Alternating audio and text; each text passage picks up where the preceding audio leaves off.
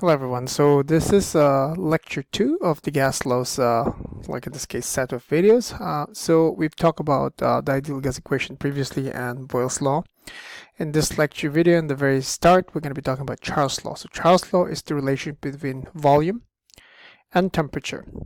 So right away, we have a sample problem here, which is what is the new temperature when, in this case, it says when 67.5 ml of gas is compressed to 35 mL and the initial temperature was 425 Kelvin. So again, 67.5 ml is the initial volume, so this is V1, and 35 mL is V2, and the reason why I know this is because this number is after the word 2. So 2 is always the final, or 2 in this case, okay, 2, 2. So if you want to use that as a mnemonic, and from, okay, or the initial is always 1 in this case, okay, and the initial temperature, which is T1, is 425 Kelvin. So again, we need to write the whole ideal gas equation. And again, we are going to cancel out units that are not shown in this problem. So new temperature means we're looking for T2, right? We have T1, the initial temperature, which is 425 Kelvin. We have volume 1, which is 67.5 mils, and we have volume 2, which is 35 mils. All right. So again, just to give you a quick review again of relationships between variables, since these variables, volume and temperature, are on opposite sides of the fraction bar, and when I meant opposite sides of the fraction bar, that means to say that one of them is in the numerator. In this case, the volume is in the numerator and temperature is in the denominator. What that means to say is they have a direct relationship. All right. So if the volume decreases, in the case becomes less, it goes from 67.5 mils to 35 mils, the temperature should also decrease. Okay, so that is, you should expect that. So we're going to be looking at this temperature, and since this volume is getting smaller, this temperature should also be small. That means to say that the answer that we expect should be less than 425 Kelvin. Okay, there is another complication here, and the complication, ladies and gentlemen, is that the unknown, in this case T2, is actually in the denominator. Okay, so you need to understand that if I flip both of these fractions to equal T1 over V1 equals T2 over V2, they're the same. So the way to make life easier for you is you always want the unknown to be in the numerator. So again, as you can see here, if I wrote all of the numbers in their proper places, 67.5 mils is the initial volume, 425 K is the initial temperature, 35 mils is the second, in this case the final volume, and we are known as T2. We don't want T2 in the denominator because it becomes then it requires you to take one more step. So the best way that you do this is you flip everything. So again, I flip this fraction, so 425 over 67.5, and now lo and behold, the unknown is on the numerator. Then you just do math. So what you do is you go 425 divided by 67.5. The slash means division. And since this is in the numerator here, you take 425 divided by 67.5 times 35 to eliminate this 35 mils. And if you do that, the answer is 220 Kelvin, or 2.20 times 10 to the second Kelvin, which is T2. Why do I need to express this in scientific notation? The reason why is we have 3 significant figures, 3 significant figures, and 3 significant figures. So our answer has to be in 3 significant figures. 220 Kelvin unluckily only has 2 significant figures, but if we write this in exponential notation, okay, this is going to be, this 2.20 now has 3 significant figures. Okay, now note again, as I said before, if the volume decreases 67.5 to 35, the temperature should also be smaller than 425, and this is correct because the final temperature is 220 Kelvin. And again, as shown here, when the volume is decreased, the temperature should also decrease. If the volume is increased, the temperature should also increase. Or you can also inverse this, okay? You could also say, if the temperature increases, the volume should also increase. Now, why is that? according to the kinetic molecular theory, the movement of particles is dependent upon temperature. Okay, right? So the velocity or the kinetic energy of gas particles are proportional to the absolute temperature in Kelvin. Okay, and this is the reason why we need to have our temperatures always in Kelvin. So just think about you, right? If it's cold, right? If it's cold, again, I want you to think about like particles. So let's imagine these two particles, right? What happens is if it's cold, let's say this is a very, very low temperature,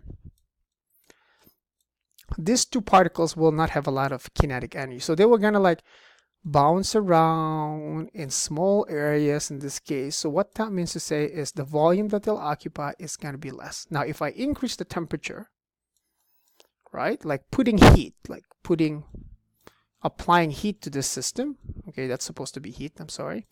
What happens is, obviously, these particles are now gonna travel further and travel faster, and that's why their volume in this case actually increases. So this is dependent upon the volume that they exert. Okay, if there is no container that they actually are contained into, which is about pressure, what happens is the space that they will occupy becomes more. Okay, so just remember that.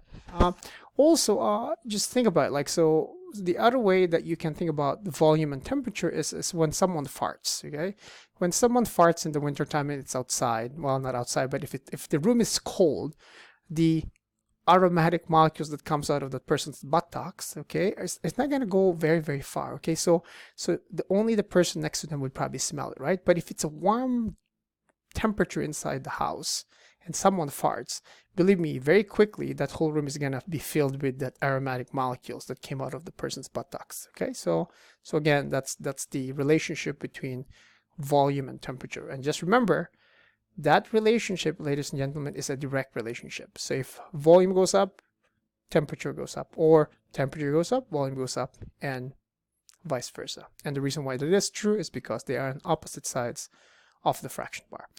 So going with another problem here, and I actually messed up in this problem, ladies and gentlemen. It says it's not supposed to be new volume. Okay, so the question here actually is the new temperature. What is the new temperature when 32 gallons of gas at 56.9 degrees Fahrenheit was expanded to 200 liters?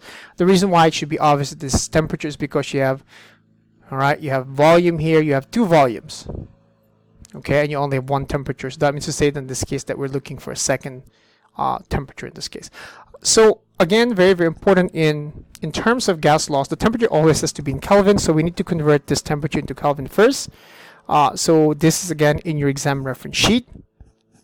So 56.9 minus 32 divided by 1.8 gives you the temperature in Celsius, which is 13.8. 13.8 Celsius plus 273 is 286.8 Kelvin. Now, there's a complication here. If we are going to be following significant figures, okay?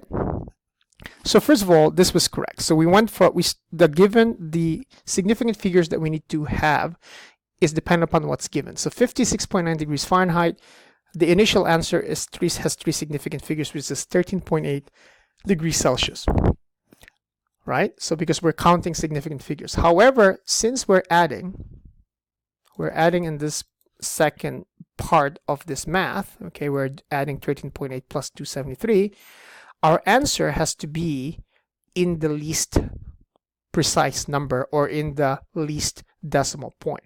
Now, 273 is an exact measurement. So that means our answer has to be in the 10th decimal place, and that's why our answer is at 286.8 Kelvin.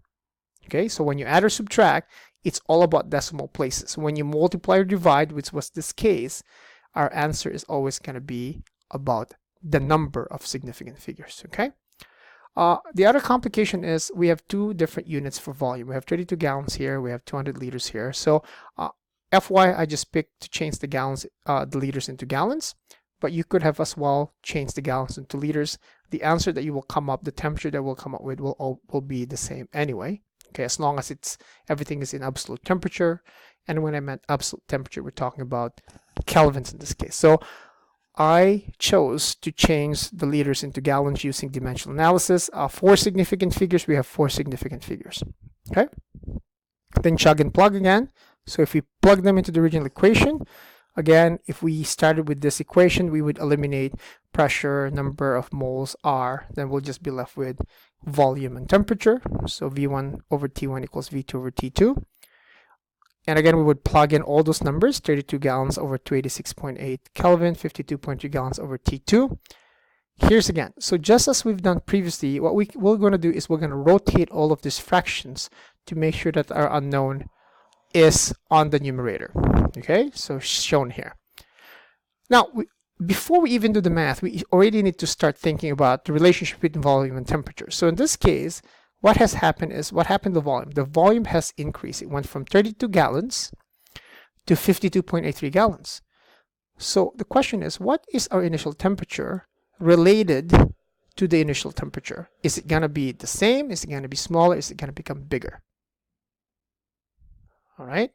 So again, remember that if we increase the volume, the temperature also should have increased as well. So the number that we're expecting for this answer should be greater than 286.8 Kelvin. And lo and behold, it is 470 Kelvin, which is T2. Okay. Now, 470, it has two significant figures. Why is that? Because if you look at the initial numbers, this has two significant figures.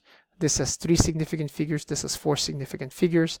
So our answer has to be in two significant figures. In this case, 470 Kelvin, the 0 is not significant, so only the 4 and the 7 is significant. That's why the answer would be in 473 Kelvin. Okay, so that is Charles' law.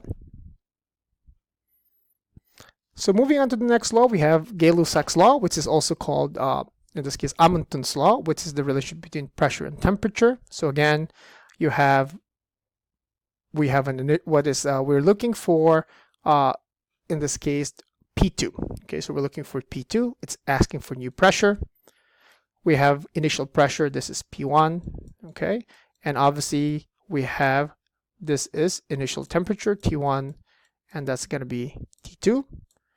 Why do I know this is T2? Because again, T2 is always after the word 2, right? Problem again is we need to change first all the temperatures to Kelvin, because again, anytime we do any gas laws, the temperature always has to be in Kelvin. Okay, so we're gonna change those temperature first. So the initial temperature was 329 and the final temperature is 371. All right, and so we chug and plug it. So we write down the whole ideal gas equation again. And as you can see, ladies and gentlemen, we don't have a volume. So if you look at all of these things, we don't have any volume.